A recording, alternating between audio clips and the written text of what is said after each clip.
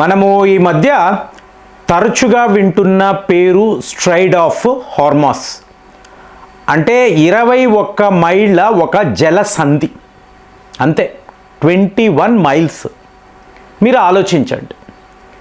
ఇప్పుడు అమెరికా ఎంత పెద్ద దేశం అంటే, ఎంత అడ్వాన్స్డ్ టెక్నాలజీ కలిగిన ఆయుధాలు, మీకు వాళ్ళ ఫైటర్ జెట్స్, అలాగే మీకు నేవల్ ఫోర్స్ టాప్ క్లాస్ కదండి. ఇప్పుడు వీళ్ళు ఈ స్ట్రైట్ ఆఫ్ హార్మస్ అనబడే జలసంధిని ఎందుకు దాటలేకపోతున్నారు? ఎప్పుడైనా మీరు ఆలోచించారా? నిన్నటికి నిన్న వచ్చిన వార్తలు ఏమిటండి?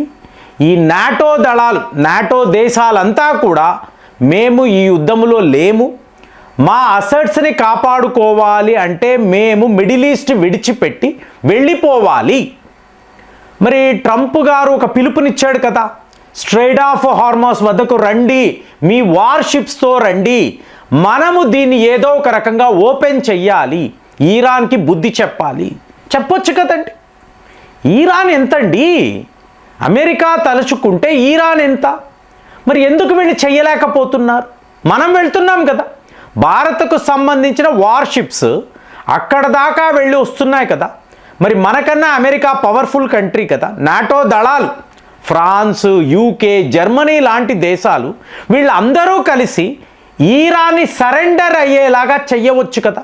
ఈ స్ట్రైట్ ఆఫ్ హార్మస్ని వీళ్ళు ఓపెన్ చేయొచ్చు కదా. ఎలాంటి నష్టం? ఇప్పుడు ఇరాన్ ఏమంటుంది? మాకు సహాయంగా ఎవరూ నిలబడడం లేదు, కాబట్టి మీరు కూడా బాగుపడకూడదు, మేము ఎలా మునిగిపోతున్నామో మీరు కూడా మునిగిపోవాలి. So no oils, no gas. ఇవాళ అల్యూమినియం అనండి, యూరియా అనండి, ఫర్టిలైజర్స్, ఈ ధరలు కూడా పెరగడం మొదలయ్యాయి. అంటే ప్రతి ఒక్క దేశానికి ఇరాన్ ఇలాంటి ఒక గుణపాఠాన్ని నేర్పిస్తుంది. దీనికి ప్రాథమిక కారణం స్ట్రైట్ ఆఫ్ హార్మస్. సో ఇప్పుడు మళ్ళీ అమెరికా వాడు ఎందుకు ఇరాన్ని ఓడించి ఈ స్ట్రైట్ ఆఫ్ హార్మస్ను తన కంట్రోల్లోకి ఎందుకు పెట్టుకోలేకపోతున్నాడు? మరి ఇజ్రాయెల్ని కూడా కలుపుకుంటున్నాడు కదా. ఇజ్రాయెల్ అంటే మామూలు దేశం కాదు కదండి, చాలా చాలా పవర్ఫుల్ కంట్రీ కదా. వాళ్ళు కూడా ఈ పని ఎందుకు చేయలేకపోతున్నారు? మరి అక్కడ ఇరాన్ వాళ్ళు తమ అత్యాధునికమైన ఫైటర్ జెట్స్ లేదా వాళ్ళ వార్షిప్స్, మీకు మిజైళ్ళు, సిలోస్, రాకెట్ లాంచర్స్, వీటిని పెట్టుకొని ఎప్పుడు రెడీగా ఉంటున్నారా అంటే నథింగ్. అంటే కొన్ని పోస్టులు అక్కడ ఇరాన్కు సంబంధించిన సైనికులు అంతే, అయినా కూడా ఎవరు ధైర్యం చేయడం లేదు. ఇరాన్ నువ్వు ఎప్పుడు ఓపెన్ చేస్తావో అప్పుడే మా ఓడలు ఇటువైపు నుంచి మీకు ఆసియా ఖండము వైపు వెళతాయి, క్లియర్గా చెప్తున్నారు. ఇది పెద్ద పెద్ద దేశాలు, శక్తివంతమైన దేశాలు, ఎవ్వరు కూడా ఈ ధైర్యము చేయలేకపోతున్నారు. సో ఇప్పుడు ఈ సమీకరణ, మీరు ఒక మంచి యుద్ధ నిపుణుడిని అడిగారు అనుకోండి, ఆయన ఈ సమీకరణ చెప్తాడు. ఇప్పుడు మనము ఈ జెరాల్డ్ ఫోర్డ్ని మాట్లాడాం కదండి. 13 బిలియన్ అమెరికన్ డాలర్స్ మీకు వాల్యూ కలిగే ఒక వార్షిప్. దానికి ఒక 2-3 ఫ్రిగేట్స్ ఉంటాయి, ఒక 3 డెస్ట్రాయర్స్ ఉంటాయి. సో ఇవన్నీ దాని చుట్టూరుతూ ఉంటాయి. దాన్ని కాపాడడానికి మీకు అది ఒక ఫ్లోటింగ్ సిటీ అండి, ఒక సిటీయే, నగరమే. ఆల్మోస్ట్ మీకు 5-6 ఎకరాల భూమి ఎంత ఉంటుంది? అంత పెద్ద ఓడ. ఇదే మామూలు ఓడ కాదండి, ఇదే మామూలుది కాదు. దానిని కాపాడడానికి ఇన్ని వార్షిప్స్. మరి ఇది హాయిగా వెళ్ళిపోవచ్చు కదా. సరే దాని పక్కన పెట్టండి, అది ఎలాగో గ్రీస్కి వెళ్ళిపోయింది. రెడ్ సీ వద్ద ఏదో చేద్దాం అనుకున్నారు, వర్కౌట్ కాలేదు, వెనక్కి వెళ్ళిపోయారు. ఇప్పుడు ట్రంప్ గారు ఇస్తున్న పిలుపు, సరే రా, నువ్వు మమ్మల్ని అందరినీ రమ్మంటున్నావు కదా, వార్షిప్స్తో రండి, ఇరాన్ని ఓడిద్దాం అన్నీ చెప్తున్నావు కదా. నీ యొక్క USS ఇబ్రహాం లింకన్, ఇది ఒక 13 బిలియన్ అమెరికన్ డాలర్స్ వాల్యూ చేసే ఒక వార్షిప్ అండి. మరి ఇది రావచ్చు కదా, ఇది వచ్చి ఇరాన్తో యుద్ధము చేసి మీకు ఈ ప్లేస్ని ఓపెన్ చేయొచ్చు కదా. మరి ఈ యుద్ధ నౌక కూడా ఎందుకు రావడం లేదు? సింపుల్ అండి. ఇప్పుడు మనం ఇజ్రాయెల్ గురించి మాట్లాడతాం. వరల్డ్ ఫేమస్ ఐరన్ డోమ్ అని అంటాం.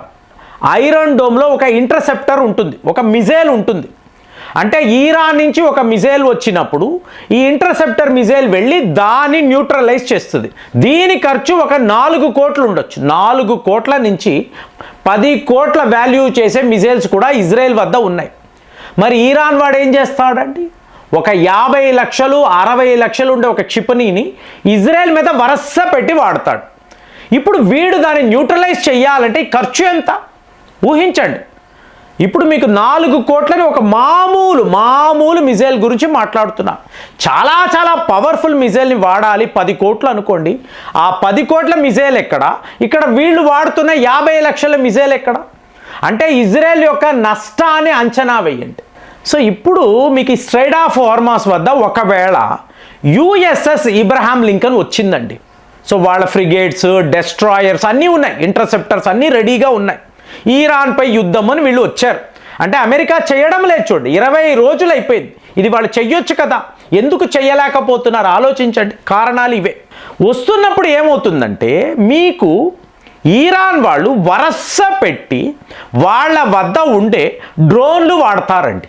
సే ఫర్ ఎగ్జాంపుల్ ఇబ్రహాం లింకన్లో ఒక 100 ఇంటర్సెప్టర్స్ ఉన్నాయి. ఎటు నుంచి ఏ ఒక ఫైటర్ జెట్ వచ్చినా, మిజైల్ వచ్చినా, డ్రోన్ వచ్చినా ఇది న్యూట్రలైజ్ చేసేయగలదు. అంత పవర్ఫుల్ అడ్వాన్స్డ్ టెక్నాలజీ కలిగిన ఒక అతిపెద్ద వార్షిప్. అలాంటిది మీకు 100 ఇంటర్సెప్టర్ మిజైల్స్ ఉన్నాయండి. ఈరాన్ వాళ్ళ మిజైల్స్ వస్తున్నాయి, నేరుగా ఇది వెళ్ళి కొడుతూనే ఉంటుంది. సడన్గా ఈరాన్ వాళ్ళు ఏం చేస్తారు? మీరు హూదీస్ అనండి, హిజ్బుల్లా అనండి, హమాస్ అనండి, వీళ్ళందరూ చిన్న డ్రోన్లు తయారు చేసుకున్నారండి.